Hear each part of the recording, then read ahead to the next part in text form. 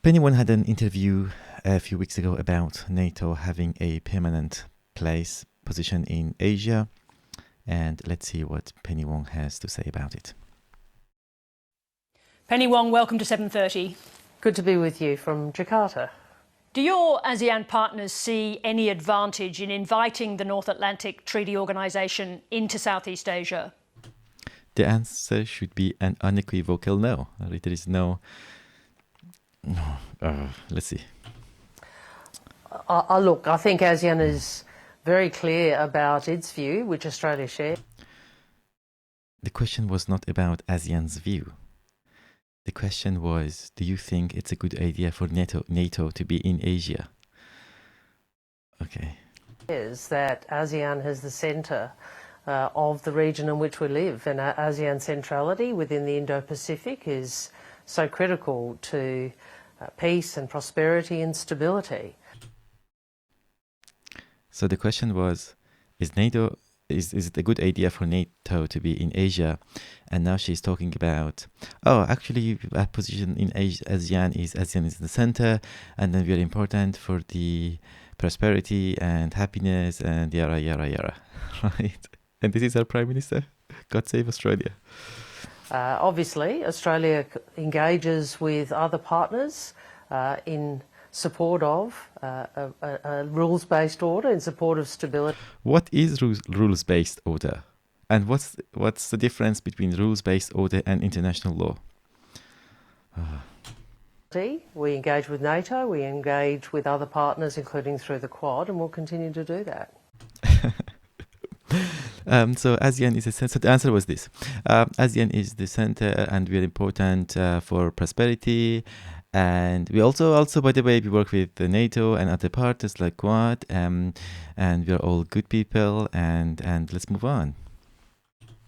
Paul Keating has been scathing of NATO. He says it has denied peace to Europe.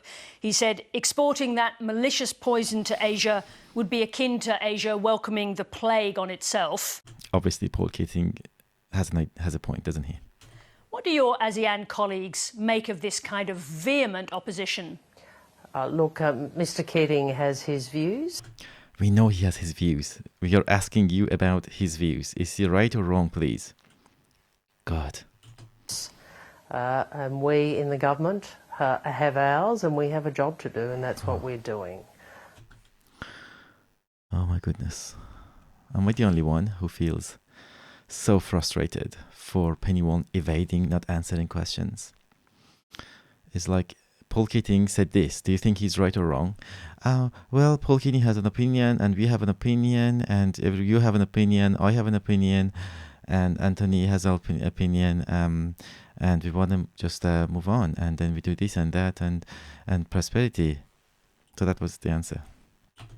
So what I would say is... she was going to say something. What she would say is...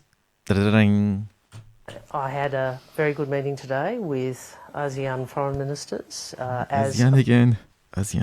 Oh my goodness. ASEAN again. Can we please leave ASEAN apart? This is about NATO. Oh my goodness.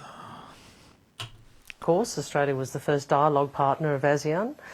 We spoke at length about not only ASEAN centrality, but the importance of ASEAN leadership, ASEAN outreach, and what more work we can do together practically on both the economic front, but also the security front. Do they not raise the comments of a former Labor Prime Minister? With respect, I suspect the ABC and others are more interested in those comments than the foreign ministers in the region in which I'm working. No, we are interested in your opinion about NATO being a bad idea in Asia, or anywhere for that matter. Let me ask you this. The French President Emmanuel Macron said that NATO has no business in Asia. Of course. NATO was created to contain the Soviet Union, to make sure that the Soviet Union's influence does not grow over Europe and its North Atlantic. And they have done so much devastating work in former Yugoslavia, and Libya, and Afghanistan, and so many places. And now they want to bring all of that destruction to Asia. We should all say no. not no, but thanks no. And Macron agrees, but our Prime Minister is not so sure. In the light of this kind of opposition, does Australia still support the opening of a liaison office in Asia for NATO? Well, look, those are matters for NATO, but I'd make the... What? Matters for NATO? It's like they want to move to Asia, and we in Asia have no say. It's just NATO decides if they want to come here or not. I mean, what type of logic is that? This is shocking. It's unbelievable. Sorry, guys, I'm really getting very frustrated. So I'm not sure I'm the only one or everyone else is feeling the same, but this is really not acceptable for someone not having a clear position, trying to evade and answering questions in a very embarrassing way. Broader point. We live in an era where... The broader point is that more wars caused by NATO is a bad idea. That's what broader than that? There is great strategic competition. We know that. We live in an era where the multilateral system is under pressure. So partnerships... It's not the multilateral system that's under pressure. It's the unilateral system led by the United States is under pressure. From Penny Wong's point of view, white is black, black is white, isn't it? Which contribute to the maintenance of rules and norms which help keep us safe are a positive thing. But the Prime Minister has been at NATO this week, so I just want to know if the government still supports the opening of a liaison office for NATO in Asia. And I've just said to you that You haven't said much. think partnerships are a good thing. No, partnerships with war machines are not a good thing. It's if China brings the police force in the Solomon Islands, in that case, partnership is not a good thing, is it? But if NATO wants to go anywhere, it's a good thing. Partnership is a good thing. But I'm very clear about ASEAN centrality in the region in which we live. We are not talking about ASEAN centrality. Sure if that's an answer to the question, but I'll move on. Even the journalist is not very straight. It's not. I'm not sure if she's just giving two negatives instead of saying, "Sorry, but you're not answering the question." She said, "I'm not sure that you didn't answer, but whatever." Anyway, so on both sides, even the journalist is very frustrating, isn't she? NATO's communique this week said that China challenges the alliance interests, security and values with its stated aim and coercive policies. Now, is this helpful? What is coercive policy of China? To Australia when Australia is trying to re-establish relations with China? I'll leave it to others to comment on what NATO says.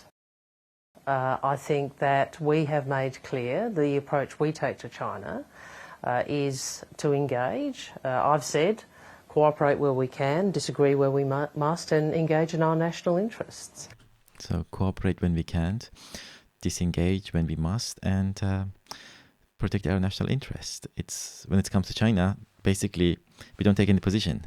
Sometimes we might work together, sometimes we might fight, but whatever. Let's see what happens. But when it comes to the United States relationship, it's not like that. It's always a very special relationship and friendship and alliance. We never say, let's cooperate when we can and disagree when we must, and it's unbelievable. And that's what we'll do. That's what we have done. Obviously, we have differences. We're very different political systems. We have different interests, and part of what we need to try and do is to manage those differences wisely. And engagement is part of that. Yeah. So the way you manage those differences wisely is not bringing your big brother, heavily armed big brother, into the conversation. Why don't we sit down with China and other powers in the region and discuss our issues? And how does an outsider bringing in their military arm is going to be of any use?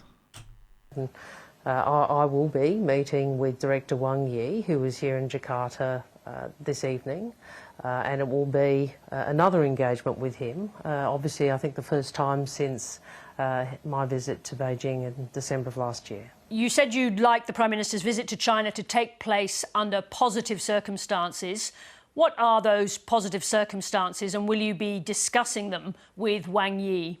Look, the Prime Minister has obviously received an invitation to visit China. We would look to make sure that a visit can occur. We do want, as I said, positive circumstances, a positive atmosphere for such a visit. There's obviously progress we want to see continued on a number of matters. You know that my position publicly, as has the whole government's, has been we want to see the trade impediments removed. We've seen some progress there, and obviously we're always keen to see more. Again, when you speak to Wang Yi tonight, I think you said it's going to be, will you be asking him to share with you the details of the police pact that the Solomons have just signed, along with a number of other pacts in China? Well, on the general point, I am aware, as you are, of reports of a memorandum of understanding, which is the implementation of the agreement that was signed in March 2022 between Solomon Islands and China. We have made clear our view that Pacific leaders in the Pacific Island Forum, of which we are a member, have said very clearly that security should be provided from within the Pacific family, and we are continuing to call for transparency.